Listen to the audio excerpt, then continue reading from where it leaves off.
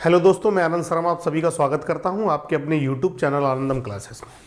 दोस्तों, ratio and proportional की आज अपनी एक क्लास स्टार्ट है और इस क्लास में मैं 24 नंबर का क्वेश्चन कराऊंगा, क्योंकि 23 क्वेश्चन मैं पिछले वीडियो तक आपको कंप्लीट करा चुका हूं, जिसमें मैं आपको मीन रेशो और थर्ड रेशो निकालना बता चुका हूं। अब आएगा चतुर्थानुपाती की फोर्थ प्रोपोर्शनल क्या होता है। जब हमको ए, बी और सी तीनों दिए गए हों तो इनका फोर्थ प्रोपोर्शनल क्या होगा। फोर्थ प्रोपोर्शनल क्या होगा, तो फोर्थ प्रोपोर्शनल मान लीजिए कि वो डी है तो ए रेशो बी होगा, प्रोपोर्शनल सी का रेशो में डी होगा, तो ए बटे बी बराबर सी बटे डी होगा। ए का डी से मल्टीप्लाई होगा तो A D equal to B का सी से हुआ तो बी सी। तो हमको डी फाइंड करना है तो ए क्या होगा, बी सी के अपॉन में ए चला जाएगा। तो जब हमको तीन अनुपात दिए गए हों तो उनमें से सेकंड और थर्ड के मल्टीप्लिकेशन को अगर हम फर्स्ट से डिवाइड कर दें तो चौथा अनुपात अर्थात चतुर्थ अनुपाती हमको मिल जाता है। क्वेश्चन है अपना कि यदि 9, 12, 15 का चतुर्थ अनुपाती ज्ञात करना है अपन को कि 9, 12 और 15 हमको तीन अनुपात में दिए गए हैं, तो 9 है, 12 है तथा 15 का चतुर्थानुपाती। चतुर्थानुपाती हमको निकालना है, 24 नंबर का ये क्वेश्चन है। तो क्या होगा भाई, ये तीन रेशो दिए गए हैं ए, बी और सी। माना कि वो डी है, हम मान लेते हैं कि वो डी है, वो फोर्थ प्रोपोर्शनल है, तो क्या हुआ 9:12 समानुपात 15 के अनुपात में क्या जाएगा, डी चला जाएगा, क्योंकि हमको ये डी फाइंड करना है। तो 9 के बटे में 12 और 15 के बटे में डी, डी से 9 का गुणा होगा तो 9D और 12 का गुणा 15 से होगा, तो डी बराबर 12 गुणा 15 बटे 9 आ जाएगा बटे में। 9 से काटेंगे 3 से तो 3 तक का 9 तो चौक 12 है, 3 से इसको काटेंगे तो 5 15 है, तो डी बराबर होगा 5 चौक 20। तो 9, 12 और 15 का जो चौथा अनुपात होगा, चतुर्थ अनुपाती होगा, फोर्थ प्रोपोर्शनल, वो क्या होगा, 20 होगा। Next question friends, next question में हमको दिया गया है कि 3, 5 तथा 9 का चतुर्थानुपाती क्या है। 3 का, 5 का और 9 का, तो हम मान लेते हैं कि 3 है, 5 और 9, इनका जो चौथा अनुपात है वो है डी। तो यहां पर 3 के बटे में 5 जाएगा, 3 बटे 5 बराबर 9 के बटे में डी। चाहे तो हम इनको यहां पर भी आपस में काट सकते हैं, जैसे 3 एकम 3 और 3 त्रिक का 9, तो 1 का 3 से गुणा होगा तो डी का 1 से गुणा होगा तो डी, और 5 का 3 से गुणा हुआ तो 5 गुणा 3, तो डी बराबर आ गया 15। तो 9, 3, 5 और 9 का जो चौथा अनुपात होगा वो 15 होगा। इस प्रकार से इन चतुर्थानुपाती वाले प्रश्नों को अपन सॉल्व करेंगे। उसके बाद है नेक्स्ट क्वेश्चन 25 नंबर का। 25 तो यही था, 26 नंबर का क्वेश्चन है कि यदि 18, x और 50 वितत अनुपात में है तो x का मान ज्ञात कीजिए। देखिए भाई, यदि हमको a, b, c वितत अनुपात में दिए हों, कौन से अनुपात में, वितत अनुपात में। वितत अनुपात को इंग्लिश में बोलते हैं कंटिन्यू रेशियो। वितत अनुपात लिखा हो, सतत अनुपात लिखा हो या फिर इंग्लिश में कंटिन्यू रेशियो लिखा हो, तब एक ही बात होती है। तब क्या होगा कि ए के बटे में तो बी जाएगा और बी के बटे में सी जाएगा।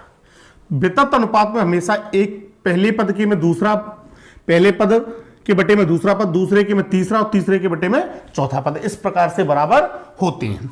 तो यहां पर हमको जो प्रश्न दे रहा है उस प्रश्न में कह रहा है कि 18, x और 50, क्या कह रहा है, 18, x और ये 50 तीनों कौन से अनुपात में है? वितत अनुपात में, कंटिन्यू अनुपात में।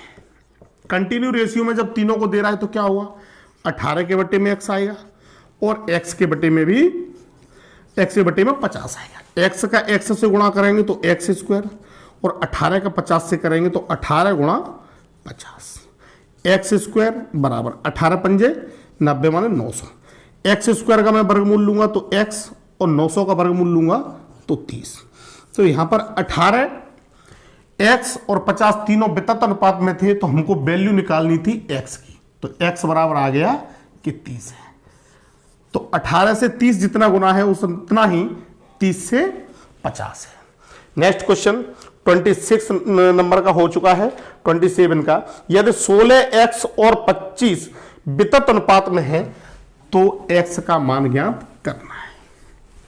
16 है, x है और 25 है। 16 कोमा x और 25 किस में है? वितत अनुपात में।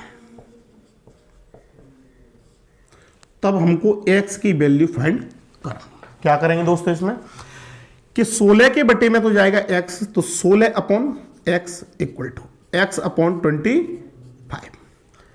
x का x से मल्टीप्लाई होगा, क्रॉस मल्टीप्लिकेशन, तो x का x से होगा तो x स्क्वायर, 16 का 25 से होगा तो 16 इंटू 25। हम दोनों साइड्स में स्क्वायर रूट ले लेंगे तो x का स्क्वायर, x स्क्वायर का स्क्वायर रूट लेंगे तो x आया और यहां पर स्क्वायर रूट लेंगे तो क्या आएगा? 16 इंटू 25, x 16 का 4 आ गया, 25 का 5, तो x की जो वैल्यू निकल के आएगी वो आई है 20। 16, x और 25 तीनों किस फॉर्म में दिए गए थे हमको? वितत अनुपात में। वितत अनुपात में जब हमको 3 दिए गए थे, तीनों अनुपात, तो 16 के बटे में तो x गया और x के बटे में 25, तो 16 बटे x और x बटे 25।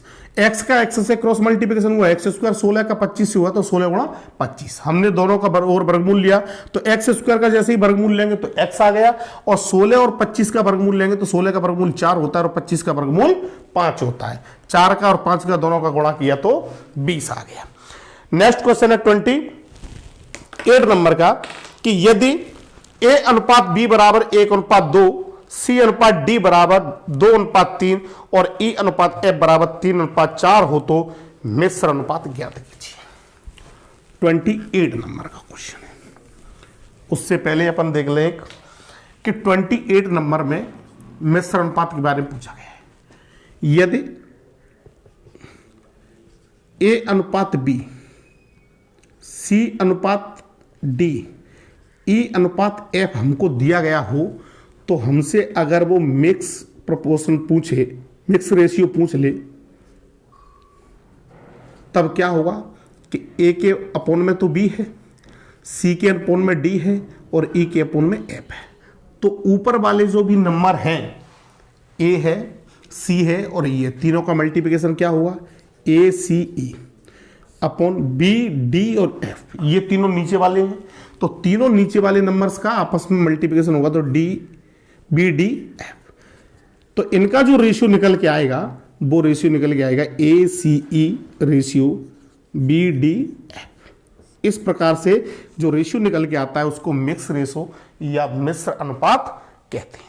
प्रश्न में हमको दिया गया है कि a अनुपात b की जो वैल्यू है वो है 1:2। a अनुपात b बराबर 1:2 है। c अनुपात d बराबर हमको दिया गया 2:3 है और e अनुपात f बराबर दिया गया 3:4 है। तो हमको मिक्स रेशो निकालना है तो इसका निकालेंगे मिश्र अनुपात या मिक्स्ड रेशियो। तो क्या होगा भाई? वो होगा a c e upon b d f। a की वैल्यू कितनी है? 1, c की वैल्यू कितनी है? 2 और e की जो वैल्यू है वो है 3 अपॉन में b की वैल्यू 2, d की वैल्यू 3 और e की f की वैल्यू है 4। क्या होगा भाई? यहां पर 2 से 2 कैंसिल, 3 से 3, तो रेशियो निकल के आ गया 1/4। तो जो रेशियो निकल के आएगा वो आएगा 1:4। ए बी, ए अनुपात बी, सी अनुपात डी और ई अनुपात एफ की जो वैल्यू दी गई थी वो वैल्यू हमने यहां पर पुट की, तो जो मिश्र अनुपात निकल के आया, मिक्स रेशियो, वो आ गया 1:4। इस प्रकार से अपन मिश्र अनुपात की गणना करते हैं। उसके बाद है नेक्स्ट वर्गानुपात। वर्गानुपात क्या होता है दोस्तों? जब हमको a/b दिया गया हो, कोई भी नंबर दिया है, मान लो a/b, तो इसका जो वर्गानुपात निकालेंगे, वर्गानुपात, तो वो वर्गानुपात क्या होगा? a²/b²। इसे बोलते हैं डुप्लीकेट। a/b का डुप्लीकेट जब निकालेंगे वर्गानुपात, तो वो हो जाएगा a²/b²। क्वेश्चन में क्या दिया गया है हमको कि 2:3 का वर्गानुपात क्या होगा? 29 नंबर का क्वेश्चन है कि 2:3 का वर्गानुपात, डुप्लीकेट हमको निकालना है वर्गानुपात, तो a² मतलब 2 का वर्ग अनुपात 3 का वर्ग, तो 2 का वर्ग 4 अनुपात 3 का वर्ग 9।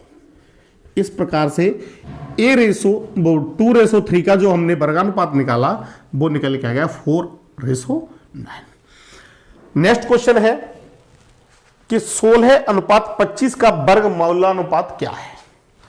तो ये बात थी वर्गानुपात की, डुप्लीकेट की। उसके बाद है 30 नंबर का जो क्वेश्चन है वो है वर्गमूलानुपात का। तो a/b का